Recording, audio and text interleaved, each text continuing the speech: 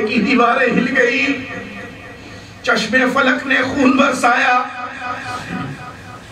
خورشید نے شرم سے منہ ڈھانپ لیا اور گیتی کی ساری فضا ماتم و اندوہ سے بھر گئی۔ ادھر ارواح طیبات اور ملائکہ رحمت کے جلو میں جب شہید آدم کی مقدس روح عالم میں بالا میں پہنچتی تو ہر طرف ابن حیدر کی امامت و یکتائی کا غلغلہ بلند ہو رہا ہے۔ ادھر خیمے میں ہر طرف آگ لگی ہوئی تھی، صبر و شکیب کا خرمن جل رہا تھا، یتیموں بیواہوں اور سوگواروں کی آہو فغان سے دھرتی کا کلیجہ پھٹ گیا، امیدوں کی دنیا الٹ گئی۔ آہ بیچ مندھار میں کشتی کا ناخدا بھی چل بسا، اب بنو ہاشم کے یتیم کہاں جائے، کس کا منہ تکیں، کاشانہ نبوت کی وہ شہزادیاں جن کی افت و سلام روح العمی بھی بغیر اجازت داخل نہ ہو، نسیم صبح بھی جن کے آنچلوں کے قریب پہنچ کر ادب کے سانچے میں ڈھل جائے۔ آج کربلا کے میدان میں کون ان کا محرم ہے جس سے اپنے دکھ درد کی بات کہے؟ ذرا اپنے دل پر ہاتھ رکھ کر سوچئے کہ ہمارے یہاں ایک میت ہو جاتی ہے تو گھر والوں کا کیا حال ہوتا ہے۔ غمگساروں کی بھیڑ اور چارہ گروں کی تلقین، صبر کے باوجود آنسو نہیں تھمتے، اضطراب کی آگ نہیں بجھتی اور نالہ و فریاد کا شور کم نہیں ہوتا۔ پھر کربلا کے میدان حرم کی ان سوگوار عورتوں پر کیا گزری ہوگی جن کے سامنے بیٹوں، شوہروں اور عزیزوں کی لاشوں کا انبار لگا ہوا تھا، جو غمگساروں اور شریک حال ہمدردوں کے جھرمٹ میں نہیں، خوخوار دشمنوں اور صفاق درندوں کے نرگے میں تھی۔ امام علی مقام کا سر قلم کرنے کے بعد کوفیوں نے بدن کے پیراہن اتار لیے، جس میں اطہر پر نیزے کے 32 زخم اور تلوار کے 34 گھاؤ تھے۔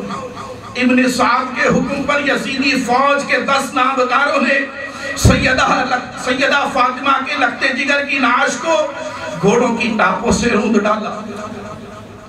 حضرت زینب اور شہربانو خیمے سے یہ لفظہ کے منظر دیکھ کر بلبلا اٹھی اور چیخ مار کر زمین پر گر پڑی۔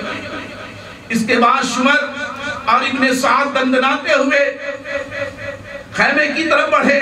بدبخت شمر نے اندر گھس کر پردگیان حرم کی چادریں چھین لی، سامان لوٹ لیا۔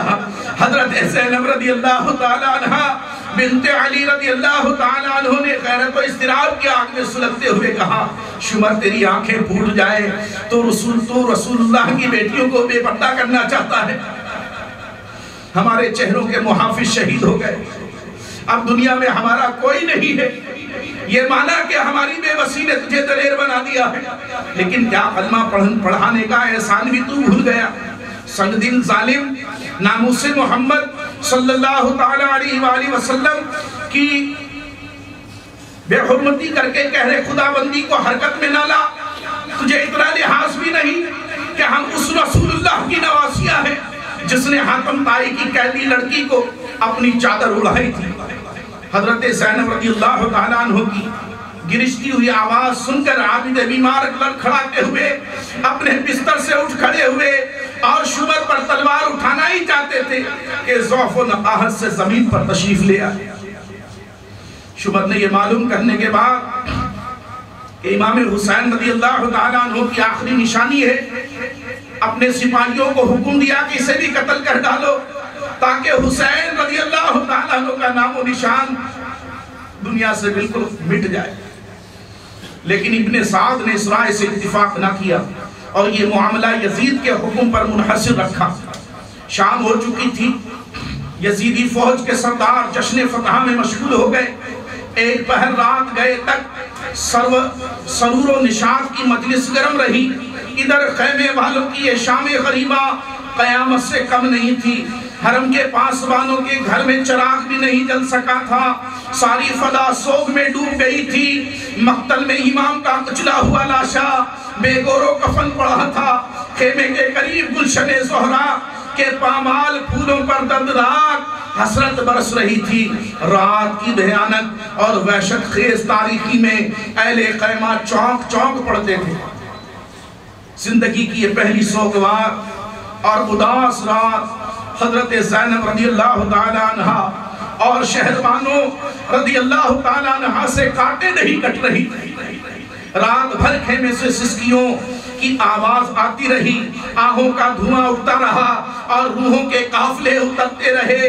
آج پہلی رات تھی کہ خدا کا گھر بسانے کے لیے اہل حرم نے سب کچھ لٹا دیا تھا۔ پردیس، چٹیل میدان، مقتل کی زمین، خاک و خون میں لپٹے ہوئے چہرے، میت کا گھر، بالین کے قریب ہی بیمار کے کرانے کی آواز، بھوک و پیاس کی ناتوانی، خونخوار درندوں کا نرغہ، مستقبل کا اندیشہ، ہجر و فراق کی آگ، آہ کلیجہ شک کر دینے والے سارے اسباب مقتل کی پہلی رات میں جمع ہو گئے۔ بڑی مشکل سے صبح ہوئی، اجالا پھیلا اور دن چڑھنے پر ابن سعد اپنے سپاہیوں کے ساتھ اونٹنی لے کر آیا۔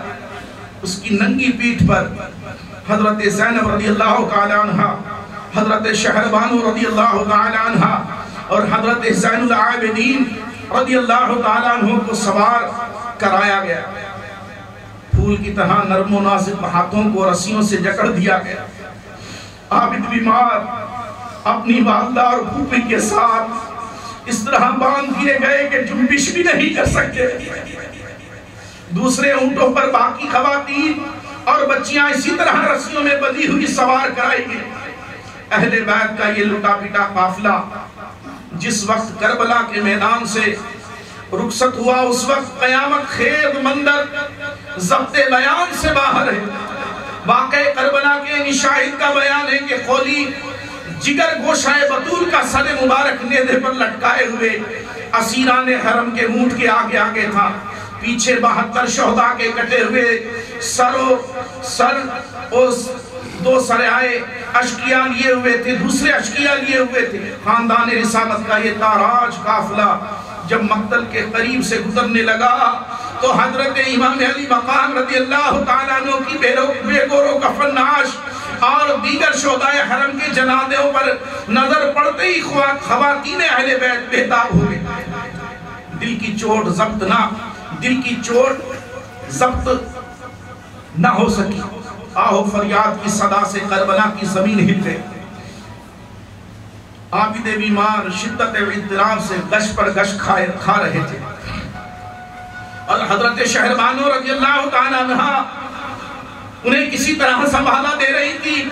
قیامت کا یہ دلگداز منظر دیکھ کر پتھروں کی آنکھیں بھی ڈبڈبائیں۔ سیدہ فاطمہ زہرا رضی اللہ تعالیٰ عنہ کی لاڈلی بیٹی حضرت زینب رضی اللہ تعالیٰ عنہ کا حال سب سے زیادہ رغبت انگیز تھا۔ صدمہ جانگاہ کی بے خودی میں انہوں نے مدینے کی طرف رخ کر لیا اور دل ہلا دینے والی آواز میں اپنے نانا جان کو مخاطب کر لیا، یا محمد،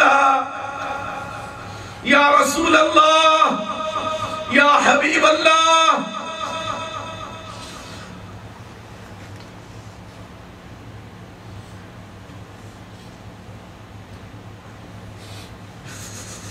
آپ پر آسمان کے فرشتے سلام، آپ پر آسمان کے فرشتوں کا سلام ہو۔ یہ دیکھیے آپ کا لاڈلا حسین ریگستان میں پڑا ہے، خاک و خون میں آلودہ ہے، تمام بدن ٹکڑے ٹکڑے ہیں، نعش کو